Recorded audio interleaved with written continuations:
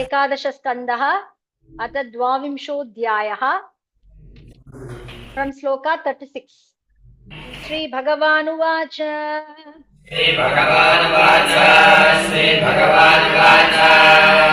मनः कर्ममयं नृणामिन्द्रियैः पञ्चभिर्युतम्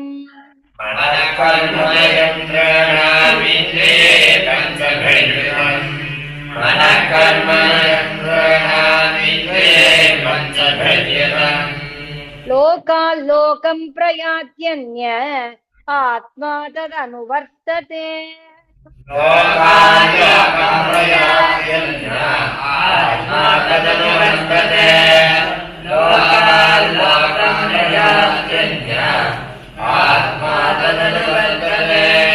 श्रीभगवानुवाच मनः कर्ममयं नृणामिन्द्रियैः पञ्चभिर्युतम् लोकाल्लोकं प्रयात्यन्य आत्मा तदनुवर्तते ध्यायन्मनोनुविषयान् दृष्टान् वानुश्रुतानथ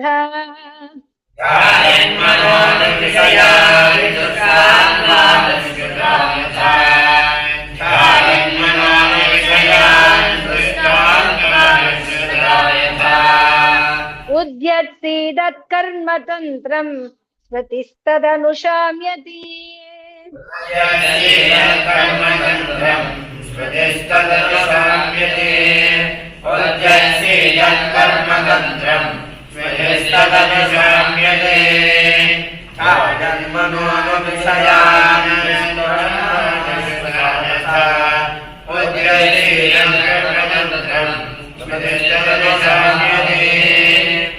विषयाभिनिवेशेन न आत्मानं यत् स्मरेत् पुनः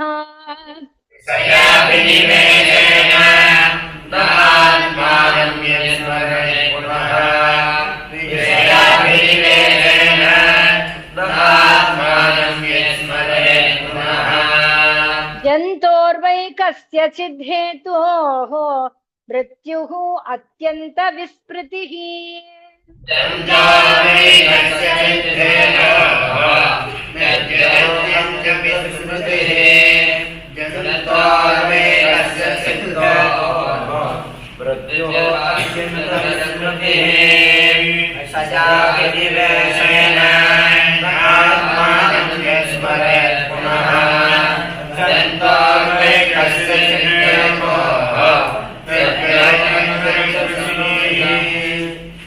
जन्मत्वात्मतया पुंसः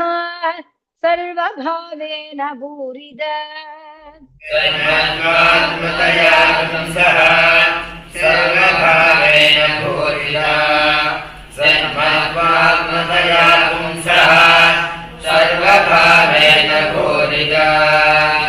विषयस्वीकृतं प्राहुः यथा स्वप्नमनोरथः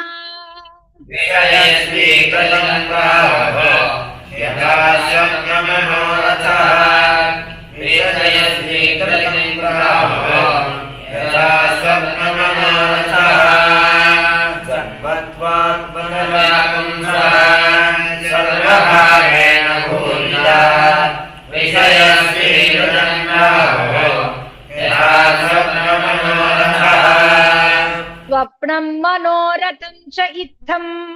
प्राक्तनं न स्मरत्यसौ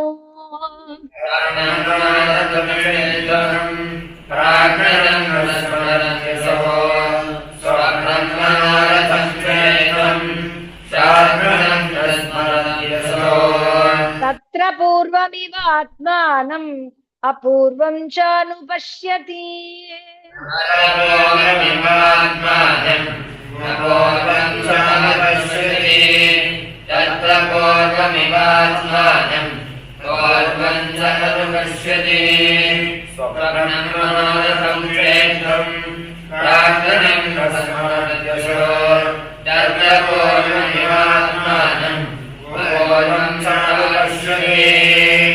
इंद्रियायन सृष्ट्येदं त्रैविध्यं भाति वस्तुनि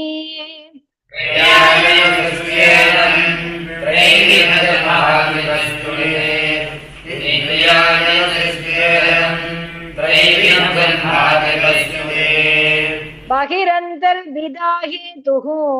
जनो सज्जन कृद्यथा बहिरन्तर्विदा हेतुः जनो सज्जन कृद्यथा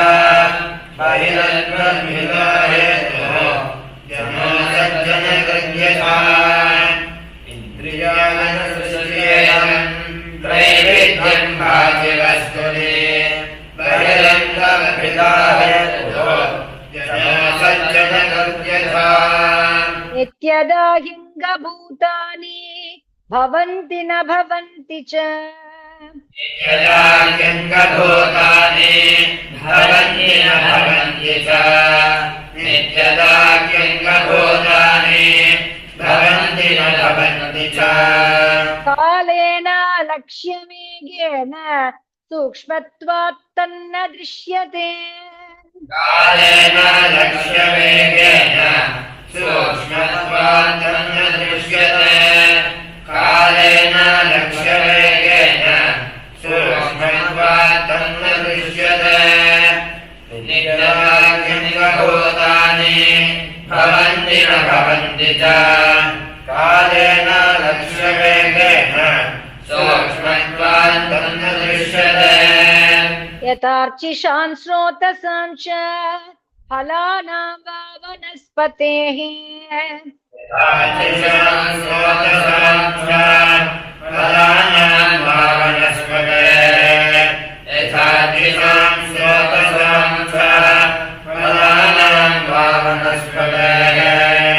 तथैव सर्वभूतानां वयोवस्थादय कृताः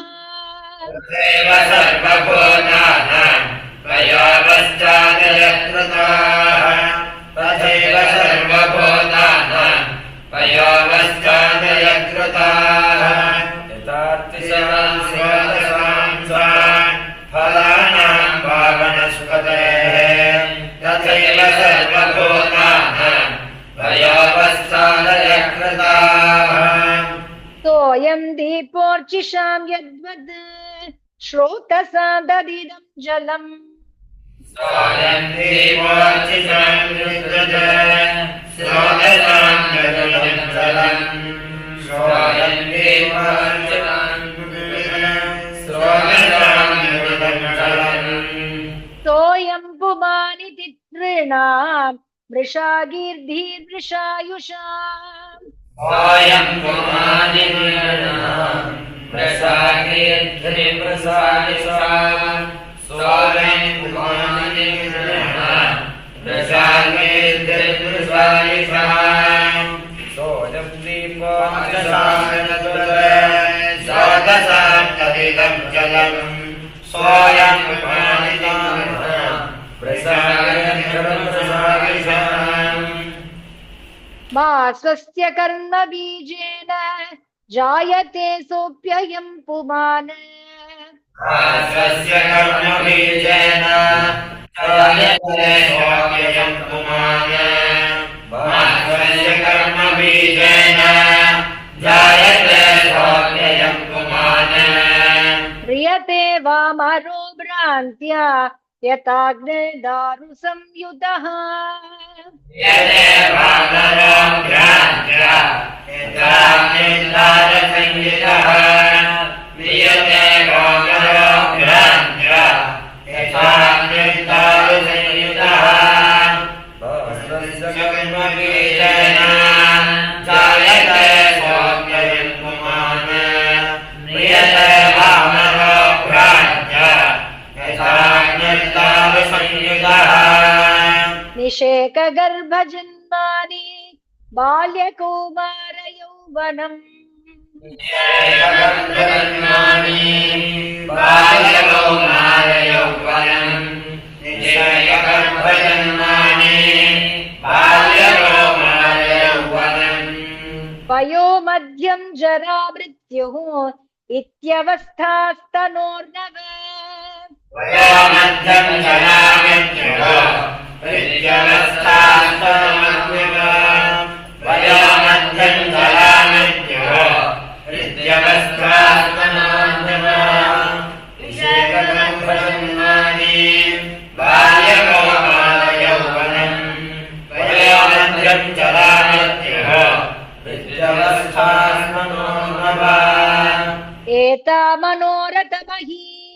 यन्यस्य उच्चावचस्तनुः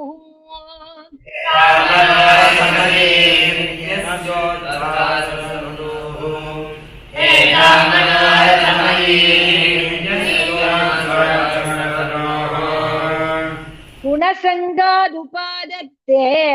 क्वचित् कश्चित् जहाति च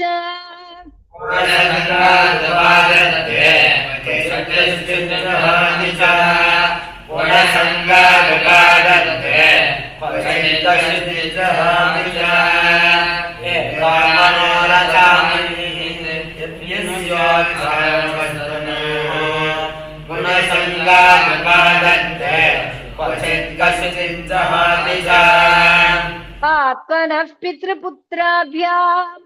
अनुमेयौ भवाप्ययौ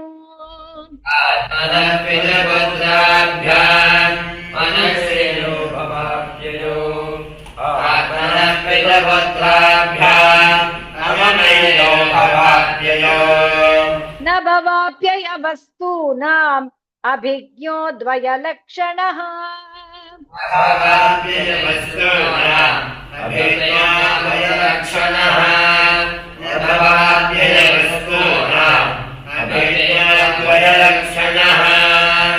आत्मनः पितृपुत्राभ्याम् अनुमेयो भवाप्ययो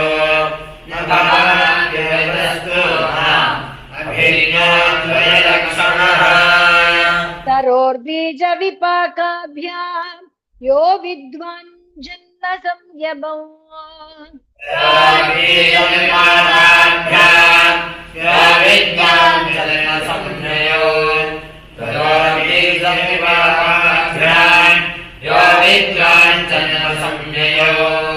तरोर्विलक्षणो दृष्टा एवं दृष्टास्तनोः पृथक् तरोर्विलक्षणो दृष्टा एवं दृष्टा तनोः पृथक् तरोर्विलक्षणो दृष्टा एवं दृष्टा तनोः पृथक् तरोर्बीजविपाकाभ्याम् यो विद्वान् जन्म संज्ञयो तरोर्विलक्षणो दृष्टा एवं दृष्टा तनोः पृथक् प्रकृतेरित्वमात्मानम् अविविच्याबुधः पुमान् प्रकृतेरेवमात्मानम् अविविच्याबुधः पुमान् प्रकृतेरेवमात्मानम् अविविच्याबुधः पुमान् तत्त्वेन स्पर्शसम्मूढः संसारं प्रतिपद्यते तत्त्वेन स्पर्शसम्मूढः संसारं प्रतिपद्यते तत्त्वेन स्पर्शसम्मूढः संसारं प्रतिपद्यते प्रकृतेरेवमात्मानम् अविविच्याबुधः तत्त्वेन स्पर्शसम्मूढः संसारं प्रतिपद्यते तत्त्वसङ्गादृशी देवान् रजसासुरमानुषान् प्रसङ्गादृशीन् देवान् रजसासुरमानुषान् सर्वसङ्गादृशीन् देवान् रजसासुरमानुषान् तमसा भूततिर्यक्त्वम् भ्रामितो याति कर्णभिः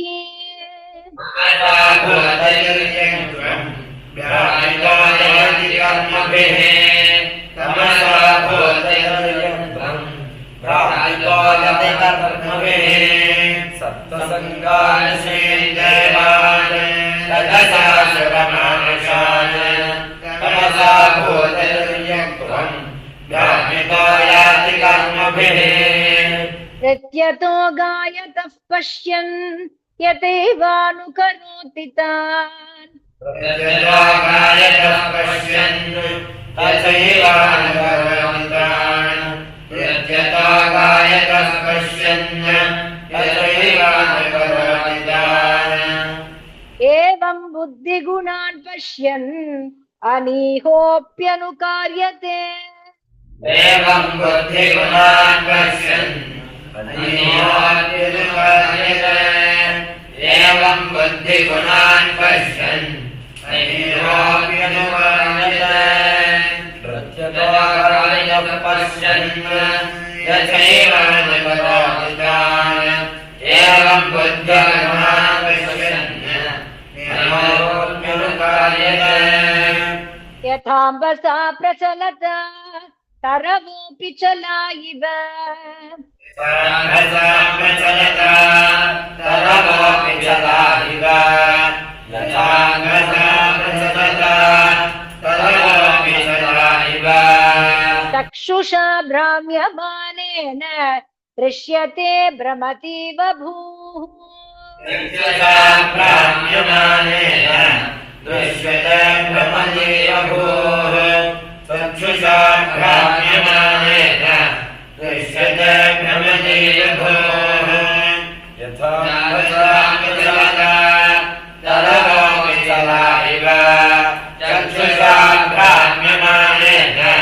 दृश्यते भ्रमतीव भूः यथा मनोरथ धियः विषयानुभवो मृषा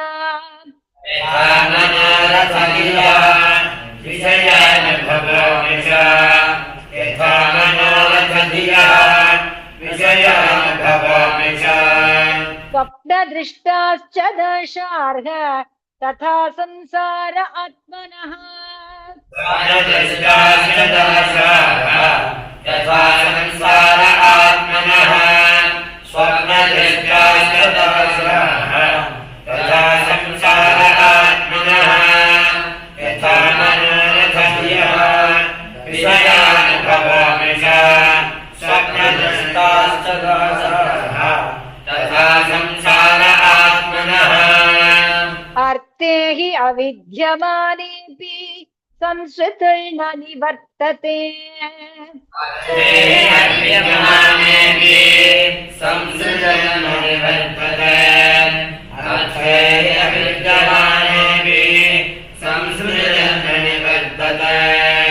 ध्यायतो विषयानस्य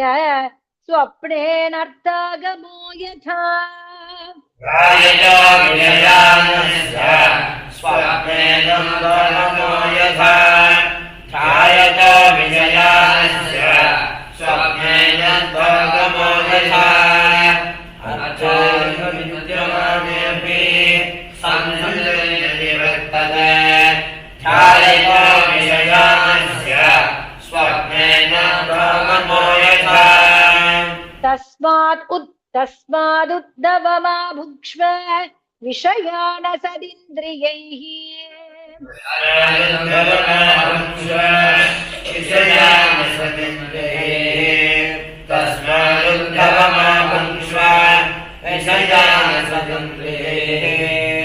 आत्माग्रहण निर्भातं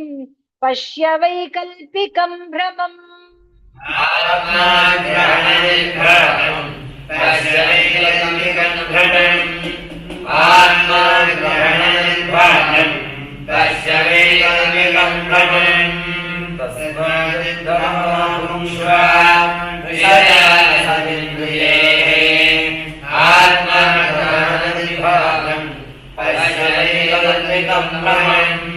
चित्तोऽवमानितो सद्भिः प्रलब्धो सूयितोऽथवा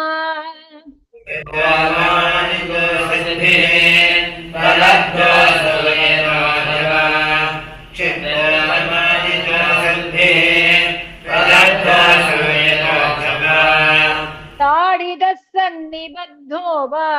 वृत्त्या वा परिहापितः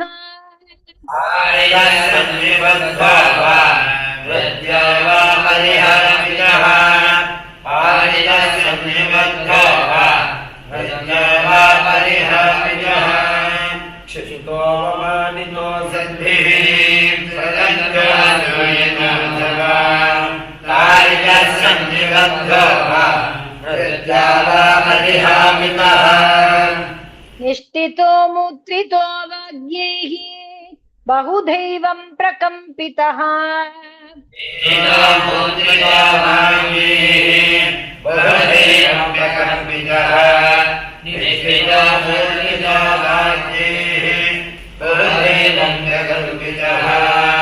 श्रेयस्कामकृच्छ्रगत आत्मना आत्मानमुद्धरेत्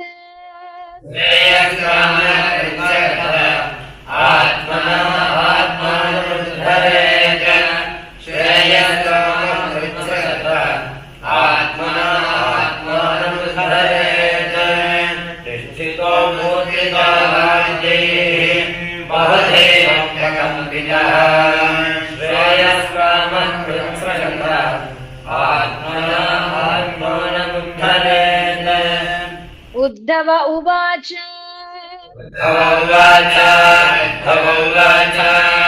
यथैवम् अनुबुध्येयम् वदनो वदतां वर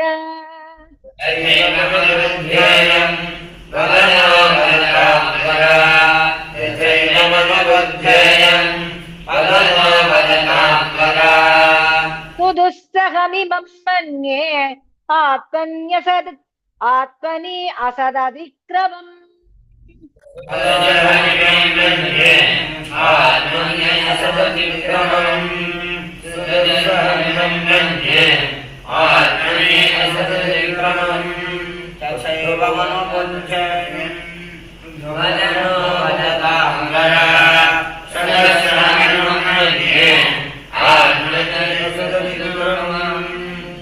विदुषामपि विश्वात्मन्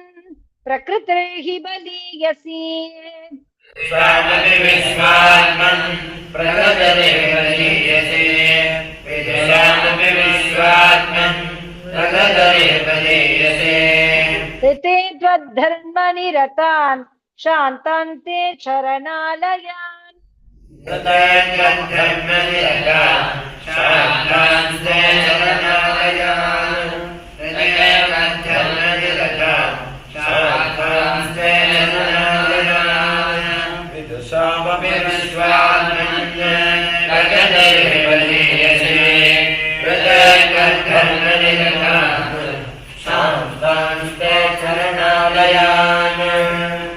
इति श्रीमद्भागवते महापुराणे पारमहंस्यां संहितायाम् 11 स्कन्धे 12विंशोऽध्यायः। महापुराणे